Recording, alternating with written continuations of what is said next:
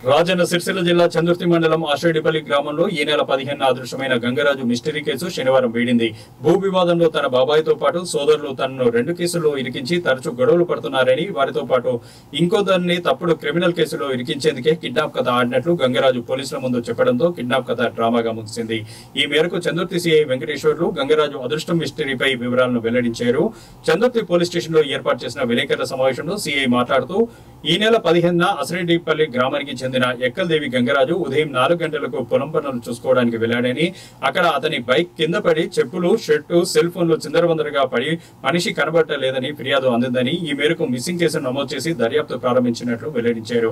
ఈ నెల 16న గ్రామస్తుల సమాచారం మేరకు ఎస్ఐ శ్రీకాంత్ సిబ్బందితో కలిసి ఆషేడిపల్లి గ్రామం పరిసర ప్రాంతానికి చేరుకున్నారు. అక్కడ అదృశ్యమైన వ్యక్తి బురద ఉన్న గడ్డిలో పడి ఉండటం గమనించారు.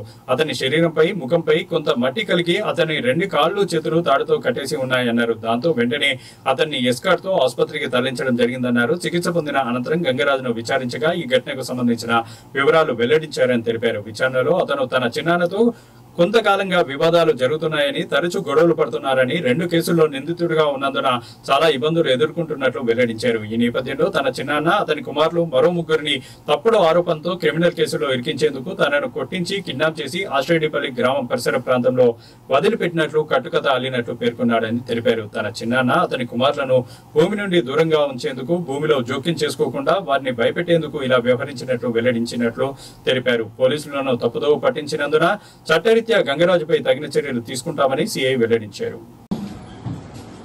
తేదీ 15/8/2024 రోజున మాకు ఈ యొక్క ఎక్కలదేవి గంగరాజు యొక్క భార్య దరఖాస్తు ఇచ్చింది.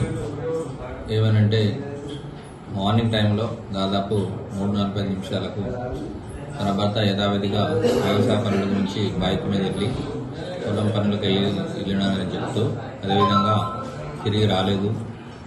తీరా పొలం దగ్గరికి పోయి చూస్తే, అక్కడ ఉన్నటువంటి పొలం దగ్గర చూస్తే బండి పడి ఉంది, అక్కడ కర్ర ఉంది, తనకు సంబంధించిన చొక్కా చినిగిపడి ఉంది, దాని మీద కొంచెం రక్త మరకలు ఉన్నాయని చెప్పి ఫిర్యాదు చేస్తే మేము మ్యాన్ మిస్సింగ్ కేసు కట్టినాము. తదుపరి మేము మా ఎస్ఐ సర్కిల్ పరిధిలో ఎస్ఐ శ్రీకాంత్, రుద్రంగి ఎస్ఐ, అదేవిధంగా మా కోనరావుపేట ఎస్ఐ, మేమందరూ ఒక బృందాలుగా విడిపోయి ఆ రోజు చుట్టుపక్కల ఉన్నటువంటి ఆ ఫీల్డ్స్ అందరినీ చెక్ చేశాము. అదేవిధంగా అక్కడ ఉన్నటువంటి బావులను కూడా గజ ఈతగాల సహాయంతో చెక్ చేశాము. అదేవిధంగా అక్కడికి మా యొక్క జిల్లా హెడ్ క్వార్టర్ ఉన్నటువంటి జాగిలాలను తెప్పించాము. అన్ని విధాలుగా చేసి అక్కడ ఉన్నటువంటి సాక్ష్యాలను కూడా సేకరించి భద్రపరచుకున్నాము.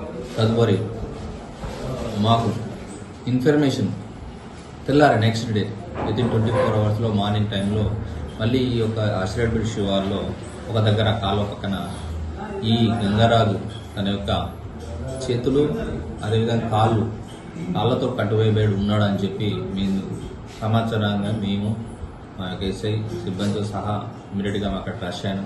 తీరా అక్కడ చూసేసరికి అతను కాళ్ళ పక్కన బురదలో పడిపోయాడు. తదుపరి అంటే అప్పటికి 24 అవర్స్ అయింది. దాన్ని ఇమీడియట్గా మేము దర్యాప్తులో భాగంగా అతన్ని తీసేసి కాళ్ళను తెంపేసి ఇమీడియట్గా అతను హాస్పిటల్కి పంపించాం. ఆరోగ్యం ఏ విధంగా ఉంది, మరి 24 అవర్స్ ఏ విధంగా ఉన్నాడు, అతను ఏమైనా ఆహారం సేవించాడా, అతని యొక్క హెల్త్ కండిషన్స్ ఏమి ఉంది రిగార్డింగ్ బీపీ కానీ, షుగర్ లెవెల్స్ కానీ, ఆక్సిజన్ లెవెల్స్ కానీ, పల్స్ రేట్, వివిధ విధాలుగా అతను ఏదో విధంగా అతని ట్రీట్మెంట్ కొనసాగించాలని చెప్పి మేము ఎస్కార్ట్తో గవర్నమెంట్ సివిల్ హాస్పిటల్ సిరిసిల్లకు పంపించాము. తదుపరి అతను వచ్చిన తర్వాత మళ్ళీ తను విచారించగా కొత్త విషయాలు తెలిసినాయి. ఏ విధంగా అంటే తనకు, అదేవిధంగా తన యొక్క పెద్దనాన్నటువంటి రాజయ్యకు గత కొన్ని సంవత్సరాల నుంచి భూ వివాదం ఉంది. ఈయనకు సంబంధించిన భూమి 2 ఎకరాలు, అదేవిధంగా అది నాదని చెప్తాను. రాజయ్యకు వీళ్ళిద్దరికి భూ వివాదం ఉంది కాబట్టి అతను ఎట్లయినా భూమి పైకి రాజయ్య రాకూడదని ఒక బ్యాడ్ మోటివ్తోనే ఈ విధంగా నేను కట్టుకథ అల్లి తనే ఇదంతా క్రియేట్ చేసినట్టు చెప్పినాడు. సో ఇదంతా జరిగింది. మొత్తానికి మేము 24 అవర్స్లో ఈ యొక్క కేసును ఛేదించినాము. అదేవిధంగా వాస్తవం కూడా రాబట్టినాము. సో పోలీసు వారిని తప్పుదోవ పట్టించి మా యొక్క సమయాన్ని వృధా చేసి ఒక కేసును ప్రజల్లో కూడా ఒక భయానక వార్తను క్రియేట్ చేసినందుకు అతని మీదుగా చట్ట ప్రకారం చర్యలు తీసుకోబడును.